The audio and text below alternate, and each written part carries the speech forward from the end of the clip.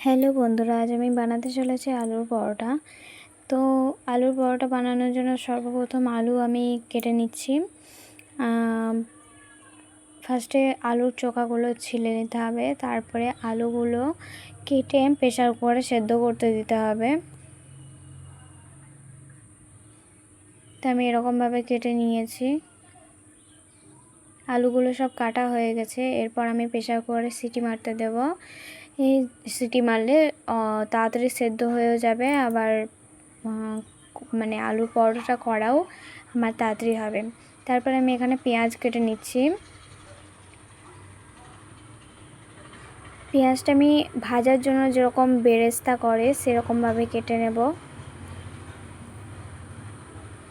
পেঁয়াজ কাটা হয়ে গেছে, এবার আমি রসুনগুলো ছাড়িয়ে নেব। এখানে আমি আদা কেটে নেব। রসুন, আদা, কাঁচা লঙ্কা এই তিনটে জিনিস একসঙ্গে পেস্ট করতে হবে। আমার সবগুলো ছাড়ানো হয়ে গেছে। এবার আমি কাঁচা লঙ্কা কেটে কাঁচা লঙ্কাগুলো কেটে আমি মিক্সিতে পেস্ট করতে দেবো। দেখেছো সবগুলো আমার কাটা হয়ে গেছে, আলুটাও সেদ্ধ হয়ে গেছে। এরপর আমি এখানে 5 ফোড়ন দিয়ে গরম করে ভেজে নেব। এটাকেও আমাদেরকে পেস্ট করতে হবে। তোমরা যেরকম যতটা আলুর পরোটা বানাবে ঠিক ততটাই 5 ফোড়ন দেবে। ওটা আমার পেস্ট করা হয়ে গেছে। এখানে আমি রসুন, কাঁচা লঙ্কা আর আদা দিয়েছি, পেস্ট করা হয়ে গেছে ওটাও আমার। এখানে আমি পেঁয়াজগুলো যেগুলো কেটে রেখেছিলাম বেরেস্তা করার জন্য, এখানে আমি গোল গোল করে কেটেছি, কিন্তু তোমরা চাইলে লম্বা লম্বা করেও কাটতে পারো। এরপর পেঁয়াজগুলোকে ভেজে নিতে হবে। দেখো আমার লাল লাল করে ভাজা হয়ে গেছে। ভাজার পর যে কাঁচা লঙ্কা, আদা আর রসুনের পেস্টটা ছিল সেটা দিয়ে দিতে হবে।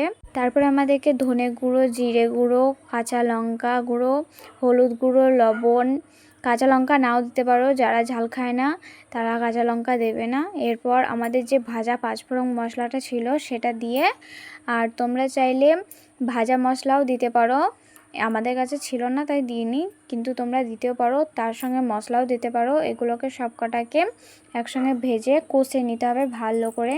কষা হয়ে গেলে তখন আলুগুলো দিয়ে এর সঙ্গে মাখিয়ে নিতে হবে। তোমরা কিন্তু আমার মতন ভুলটা করো না, কারণ আমি একটা খুব বড় ভুল করেছিলাম, আমি আলুটা ছানিয়ে নিই। তোমরা সেনে নিও, একটা চামচে করে হোক বা যাই করে হোক সেনে নিও।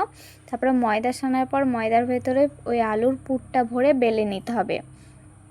বেলে নেওয়ার পর দেখতেই পাচ্ছ একটু একটু বেরিয়ে গেলে কোনো সমস্যা নেই, ময়দা দিয়ে ঢেকে নেবে। তারপরে আমার কাছে সাদা তেল ছিল না, সাদা তেল দিলে ভালো হতো। সরষের তেল দিয়ে ভালো করে ভেজে নামিয়ে নিলেই তৈরি আমাদের আলুর পরোটা। তো চলো আজকের মতো টাটা, দেখা হচ্ছে নেক্সট